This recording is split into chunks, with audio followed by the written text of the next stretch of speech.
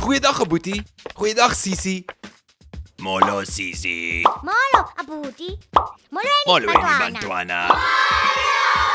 Wat leer ons vandag? Dia. Ons leer hoe om te sê ek gaan in isiXhosa. Sisi, hoe sê 'n mens ek gaan hospitaal toe? Ndiya esibhedlele. Okay, stop vir 'n sekond. Laat ek vinnig verduidelik. Wanneer jy sê ek gaan iewers heen in isiXhosa, begin jy met ndiya. En omdat jy iewers heen gaan, verander die woord 'n bietjie. So isibedlele word esibedlele. Kyk gou na hierdie voorbeeld.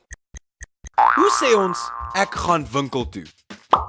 Dia evenkileni.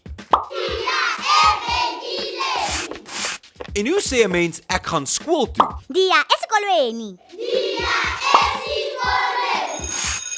Dis maklik. En hoe sê ons ek gaan kerk toe? Dia ekaweni. So isibedlele word esibedlele. En ivenkile word ivenkileni.